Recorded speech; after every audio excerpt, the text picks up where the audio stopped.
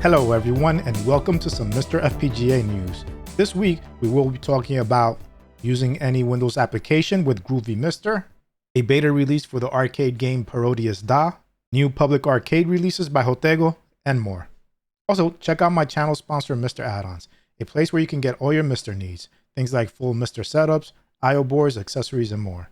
Now let's get to the news. One thing I forgot to mention last week is that Jotego's JT Aliens core is now public, so you no longer have to be a Patreon subscriber to run games like Aliens, Super Contra, Crime Fighters, Thundercross, and more. Shane Lynch is working on a project that lets you cast any content from a PC to a CRT via Groovy MiSTer. Initially, the experience was pretty laggy and would only be good for video playback, but Shane was able to get the performance down to be a frame or less than the source. This is such an awesome development, and I'm hoping Groovy MiSTer gets officially added to the MiSTer project. Something else that will help make Groovy MiSTer more convenient is Zach's MiSTer USB IP project that forwards MiSTer input from USB attached controllers to another Linux PC via the network. So by using this, you won't have to use the PC to control an emulator for Groovy MiSTer.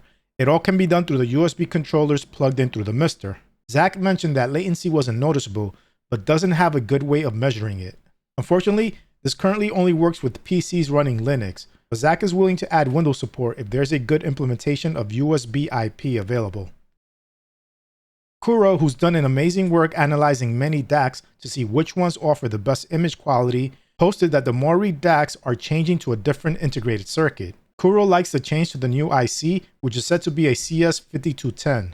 These DACs are only $8, so they can be a really good choice for getting high quality direct video. However, Kuro mentions that it's still a lottery in obtaining the DAC with a better IC. I assume this may be due to old inventory. Many companies on Amazon change something to a project for better or worse, and never update the name. So one day you may buy a product you really love, but if you purchase it again in the future, it might perform different than the first one you bought. Kuro did have a follow-up post that can help you identify which version you have. If you plan on using direct video and are in the market for a DAC, I highly recommend you check out Kuro's document. If you also want to see a really good video that goes over Kuro's findings, then check out Lex Locatelli's video on YouTube. The Sega Saturn core has been updated with the following changes. There are updates to VDP-1 that helped with Grandia, NBA Jam Tournament Edition, Asuka 120% Limited, and Zoop Shadow.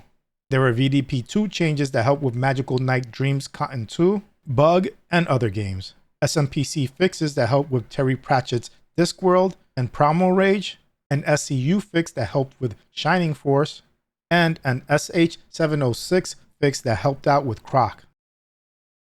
Pierco has reviewed the schematics for the Japanese Fujitsu FM-7 computer. He has determined that not implementing the MCU will have no negative impact on the core's accuracy. Last week, he posted that he needed a dump of the MCU in order to create a proper keyboard implementation. So it turns out that dump won't hold back development. Birdie Bro updated the below cores with the following changes.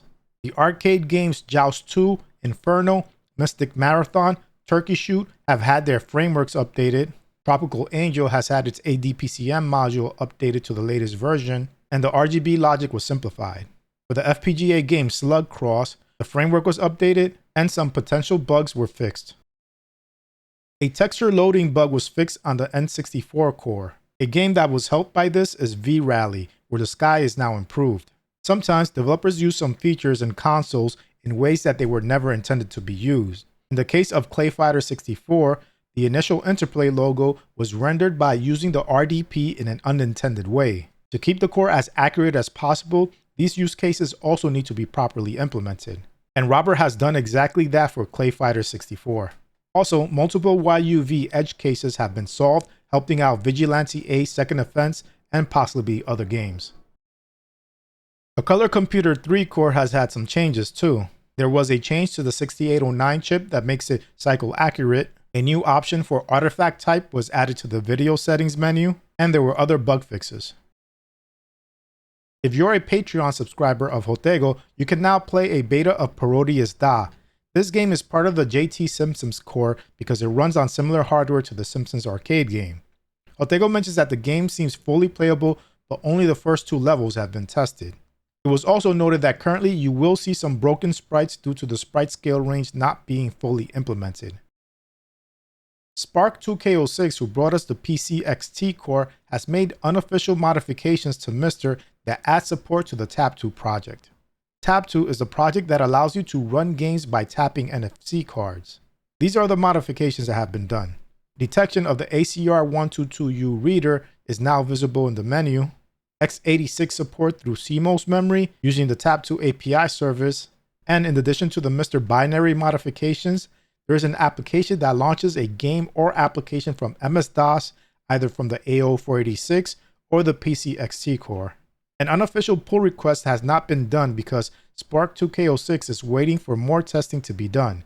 If you would like to help test this, check out the MiSTer FPGA forum post. And if you want to see an excellent demonstration of the TapTo project, check out Spark2K06's YouTube video.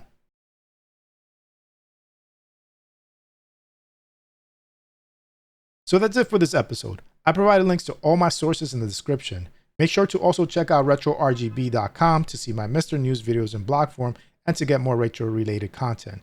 And if possible, support them on Patreon too. Anyway, I hope you enjoyed this video. If you did, please give it a like. And if you want to see more content like this, hit the subscribe button and its bell icon so you can get notified of future videos. Thanks for watching, and I'll speak to you next time.